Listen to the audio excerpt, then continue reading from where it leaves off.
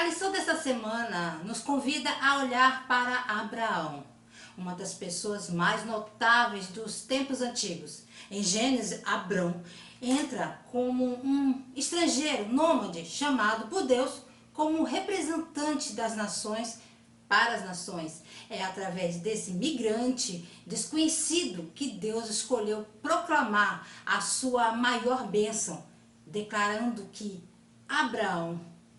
em Abraão, todas as nações da terra serão abençoadas. A paz do Senhor, povo de Deus. Para você que é novo por aqui, sou a diaconisa Tânia Anjo, sou professora da Escola Bíblica Dominical.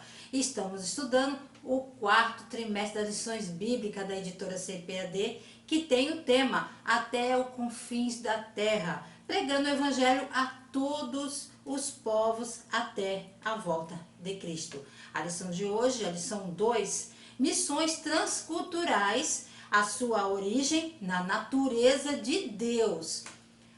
O texto áureo vai nos dizer assim: quanto a mim, eis, o meu concerto contigo é, e serás o pai de uma multidão de nações. Gênesis capítulo 17, versículo 4.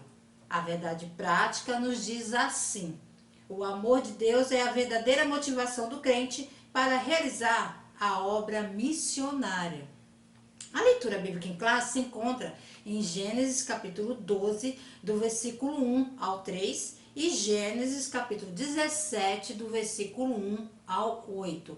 Objetivos da lição: explicar a natureza missionária de Deus, enfatizar o amor de Deus como princípio fundamental da redenção e estabelecer a visão bíblica transcultural da missão. Irmãos, não esqueça de curtir, comentar, compartilhar e lembrando que esse slide estará disponível para você aí embaixo na descrição do vídeo, ok? Então vamos lá. Tópico 1, a natureza missionária de Deus. Subtópico 1, a natureza missionária de Deus no chamado de Abraão. Uma segunda maneira de reconhecer a natureza missionária de Deus é examinar a linguagem de envio em toda a Bíblia. Desde o envio de Abrão por Deus em Gênesis 12 até o envio de seu anjo em Apocalipse 22. Literalmente, centenas de exemplos de linguagem de envio retratam Deus como um Deus que envia missionários. Abrão cresceu em Ur, no que hoje é Iraque. Deus o chamou para se separar de seu contexto social e espiritual familiar e migrar para um país desconhecido, onde Deus conduziu uma transformação espiritual de 100 anos, transformando-o no pai dos fiéis. Em meio às lutas pessoais e familiares, Abraão se tornou um protótipo missionário para vários grupos de pessoas e um líder respeitado que testemunhou sua fé em Deus. O patriarca, foi chamado a deixar seu passado para trás e sair com fé e acreditar no que parecia inacreditável, a fazer o que Deus o havia chamado a fazer. E como resultado de sua fidelidade, todas as nações do mundo seriam abençoadas. Isso tem tudo a ver com missões. Como sabemos, o Evangelho está indo para as nações agora. A bênção abraâmica está sendo derramada em todo o mundo. Como Paulo nos diz, o Evangelho, o Espírito Santo vindo à nação, é um cumprimento de Gênesis capítulo 12, versículo 3. Paulo está absolutamente convencido disso, porque viu o Messias ressuscitado em seu trono em glória, coroado com domínio sobre todas as coisas. Abraão não é o seu pai físico, mas você e eu, de muitas nações que Deus prometeu abençoar Abraão, ele é o nosso pai. Subtópico 2, a missão como atividade de Deus no mundo. Normalmente, quando pensamos em missões, pensamos na grande comissão. Mas as missões não começam com a grande comissão. As missões começam com Deus. A missão da igreja, então, nada mais é do que participar da missão de Deus. Muitas vezes expressa em latim como Missio Dei. A missão é o resultado da iniciativa de Deus, enraizada nos propósitos de Deus para restaurar e curar a criação. Deus muda o nome de Abrão, cujo nome significava o pai é exaltado, para Abraão, o pai de multidões, que trazia o significado do plano divino para ele. No Antigo Testamento, Deus é apresentado como o Senhor soberano, que envia para expressar e completar sua missão de redenção. O verbo hebraico enviar é encontrado quase 800 vezes nas Escrituras. Embora seja mais frequentemente usado em uma variedade de ditos e frases, é empregado mais de 200 vezes com Deus como sujeito do verbo. Em outras palavras, é Deus quem encomenda e é Deus quem envia. Subtópico 3, o nosso modelo missionário. David Bosch, missiólogo e teólogo e autor do livro Missão Transformadora, disse: a missão não é primeiramente uma atividade da igreja, mas é um atributo de Deus. Quando pensamos nos atributos de Deus, na maioria das vezes pensamos em características como santidade, soberania, sabedoria, justiça, amor. Raramente pensamos na natureza missionária de Deus, mas as Escrituras ensinam que Deus é um Deus missionário, um Deus que envia. A Bíblia e a história estão cheias de homens e mulheres que se lançaram na obra missionária, mas a natureza missionária da igreja tem a sua origem no amor de Deus uno e trino. A sinopse 1 do tópico 1 diz assim: Deus é um modelo missionário da igreja que pode ser observado a partir da eleição de uma família para alcançar todas as famílias da terra. Tópico 2, amor de Deus, o princípio fundamental da história da redenção. Subtópico 1, o amor de Deus. Quando lemos os profetas maiores e menores no Antigo Testamento, precisamos lembrar que Deus está com seu povo há muito tempo. Seu povo se rebelou contra ele uma e mais uma e outra vez, séculos de rebelião. Lemos em Neemias: porém tu, ó Deus, perdoador, clemente e misericordioso, tardio em irar-te e grande em beneficência, tu não os desamparaste. Neemias capítulo 9, versículo 17, parte B. Nos anos que Deus suportou com os pecados de seu povo, significa que ele é lento para se irritar. E ainda mais surpreendente de um testemunho da bondade e misericórdia de Deus é que ele não abandonou seu povo. A misericórdia de Deus é demonstrada através do seu julgamento sobre eles. Significa que ele ainda os ama. Significa que ele está trabalhando para aperfeiçoá-los. Essa consequência tinha que se tornar realidade.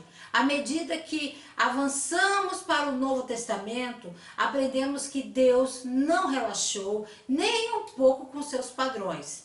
Deus abriu mão de seu Filho perfeito para ser a propiciação e expiação de nossos pecados.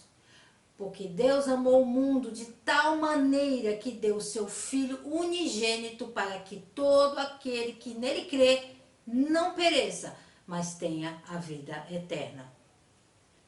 Missões está no coração de Deus. Sempre eu ouvi essa frase na igreja, mas é muito mais do que isso. Nosso Deus é um Deus missionário. E na cruz, a ira total de Deus foi derramada sobre Jesus. Paradoxalmente, o mesmo momento demonstra o maior ato de amor de Deus. Jesus Cristo morreu voluntariamente para que vivêssemos.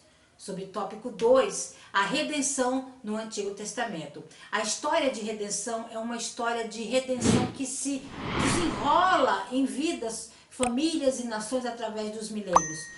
As origens do conceito de redenção pode ser rastreada até a antiga cultura na qual a autorrevelação de Deus se desdobrou inicialmente. Tratava-se de uma cultura patriarcal centrada na família extensa.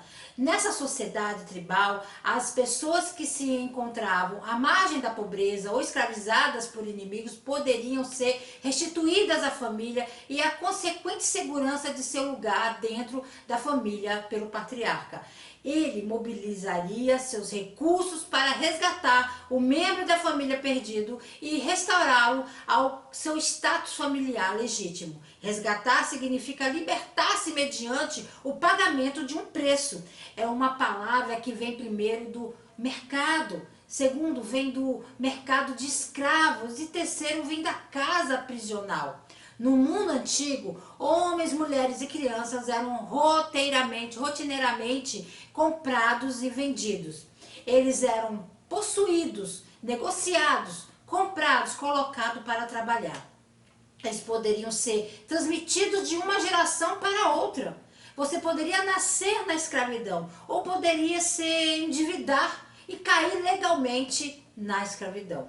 Você poderia ser capturado por um exército e levado como escravo, como parte do espólio ou despojos vitoriosos da guerra. Mas se você se tornou um escravo nos dias da Bíblia, só havia duas maneiras de ser libertado de sua escravidão. Em apenas alguns casos raros, um condenado poderia ter dinheiro suficiente para pagar um preço e comprar sua própria liberdade. Esse preço de compra foi chamado de resgate. Muito mais frequentemente seria isso. Você estava em escravidão e alguém teve pena de você.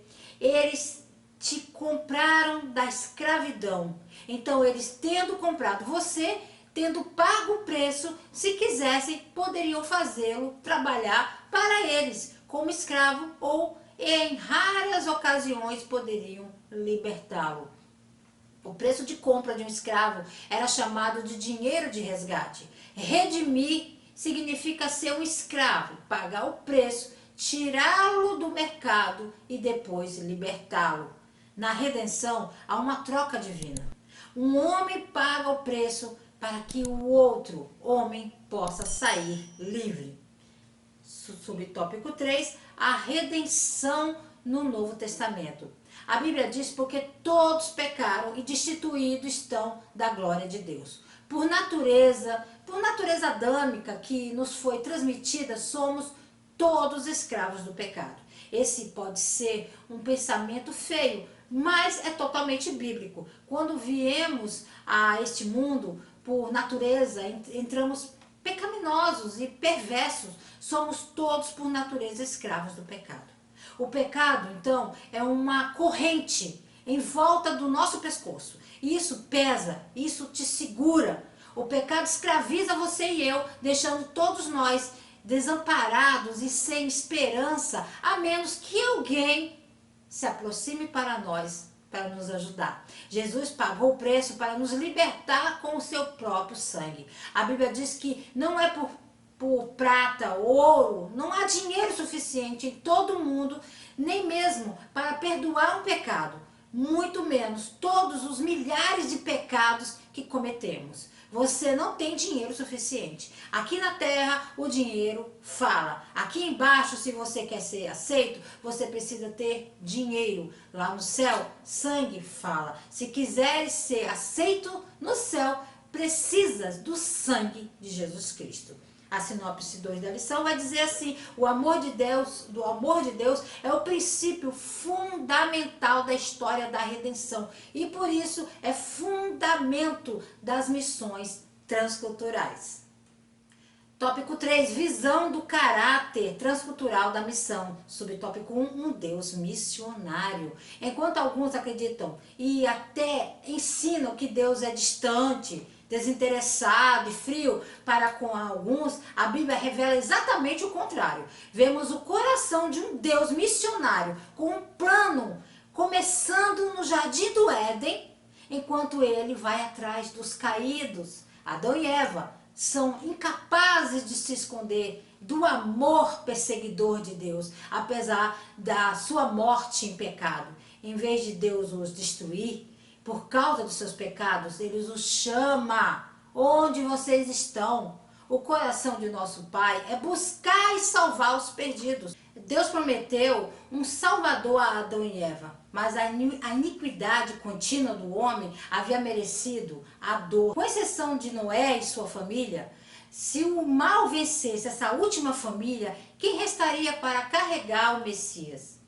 Com tristeza em seu coração, Deus propôs destruir a terra com um dilúvio para salvar uma família e a esperança do Salvador que viria.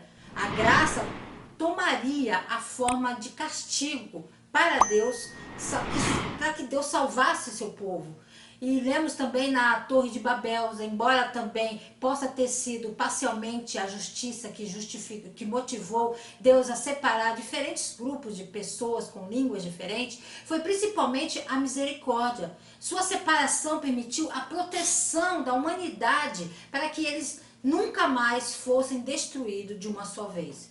Deus julgou nações individuais que caíram em um mal flagrante, mas como a humanidade estava dividida, isso não exigia um julgamento global. Além disso, Deus escolheu uma nação específica, os israelitas, para servir como meio pelo qual ele daria sua palavra à humanidade. Finalmente, por meio deles, traria o Salvador. Jesus, o Filho Eterno, foi enviado ao mundo para buscar e salvar os perdidos.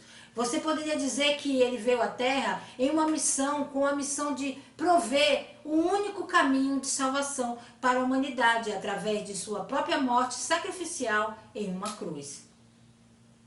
Subtópico 2, a escolha de Israel e sua missão. A eleição de Israel deve estar sempre ligada à sua missão para com os gentios. Da semente fiel de Abraão, Deus levantaria seu povo escolhido, Israel, para ser uma bênção para as nações. Israel foi escolhido para ser o veículo de bênção de Deus para o mundo. A escolha de Israel por Deus não foi baseada no mérito de Abraão ou na obediência da nação. Deus escolheu Israel porque decidiu amar a nação. O amor eleito de Deus recai sobre pecadores indignos, pois ele é um Deus de graça e um Deus de propósitos.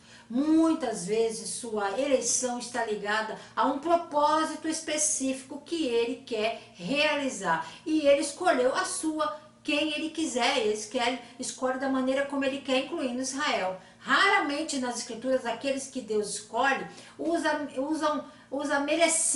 merecem o privilégio. Deus escolheu o povo judeu como seu meio de abençoar toda a humanidade. Deus escolheu amar o povo judeu e através dessa nação expressar seu amor pelo mundo.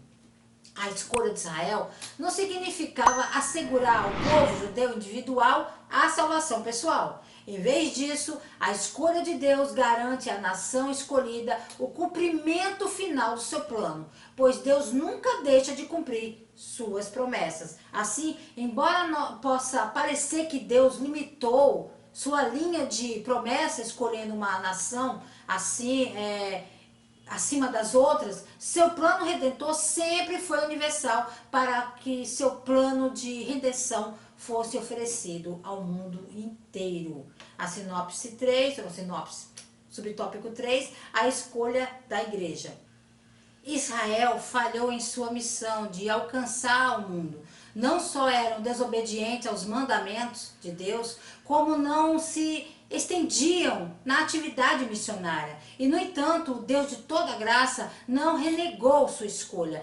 Ele ainda usaria a nação de Israel para abençoar o mundo e, finalmente, cumprir suas promessas através do povo judeu. Israel não cumpriu sua missão como testemunha dos gentios, então Deus completou a tarefa ele mesmo. Ele enviou seu filho, Jesus, para viver perfeitamente sobre a lei, para ser uma luz para as nações e para interceder de uma vez por todas em favor dos judeus e gentios. A falta de fé do homem nunca pode frustrar a fidelidade de Deus. Os gentios certamente participaram e participam, da salvação trazida pela semente divina de Abraão. Paulo escreveu: Cristo nos resgatou da maldição da lei, fazendo-se maldição por nós, porque está escrito: maldito todo aquele que for pendurado no madeiro, para que a bênção de Abraão chegasse aos gentios por Jesus Cristo e para que pela fé nós recebamos a promessa do Espírito. Gálatas capítulo 3, versículo 13 e 14. Israel se expandiu de sua base étnica, majoritariamente, como descendentes físicos de Abraão, para uma base mais ampla. A história em Atos é uma dessas expansões de um povo étnico que, em grande parte, rejeita Jesus para um povo multiétnico que acredita em Jesus. Atos começa com os seguidores de Jesus sendo todos os judeus e considerando-se parte de Israel. E não apenas uma parte de Israel, mas o Israel que os profetas esperavam. A diferença entre esses primeiros crentes e o resto dos judeus era que eles tinham vindo a conhecer o Messias predito e estavam seguindo. Com o passar do tempo, o evangelho foi além das etnias israelenses, começando com a missão de Filipe para Samaria e depois para o Etíope. Em seguida, o encontro de Pedro com Cornélio, seguido por aqueles que fugiam da perseguição em Jerusalém, que levaram o evangelho aos gentios em Antioquia. E então Deus chamou Paulo e Barnabé para intencionalmente levar o evangelho para o mundo gentil do maior império romano. Como seguidores de Cristo, nossa missão é sermos discípulos que fazem discípulos. A igreja é uma forma de seus seguidores de Jesus agirem juntos como um só corpo, com Jesus como cabeça para cumprir essa missão. Essa missão é o fruto final de compartilhar o evangelho ao redor do mundo. A salvação não pertence a nenhuma cultura, língua ou raça. O primeiro missionário foi Abraão. E em vez disso, o dom da salvação em Jesus Cristo, a boa nova, no coração do evangelho reúne um belo mosaico de culturas e adoração e celebração. A sinopse 3 da lição vai nos dizer assim: a missão transcultural da igreja está fundamentada no caráter missionário de Deus. Para concluir, nosso Deus é um Deus missionário. Seu coração está voltado para alcançar os perdidos, todos aqueles que estão perdidos, desejando a reconciliação com o mundo para si. Mesmo através do sangue de seu próprio Filho, Jesus Cristo, a igreja aparece como destaque no plano de Deus para recompor o mundo em Cristo. Sua morte na cruz não apenas tornou possível nossa salvação pessoal, mas também consertou a brecha entre os judeus e gentios.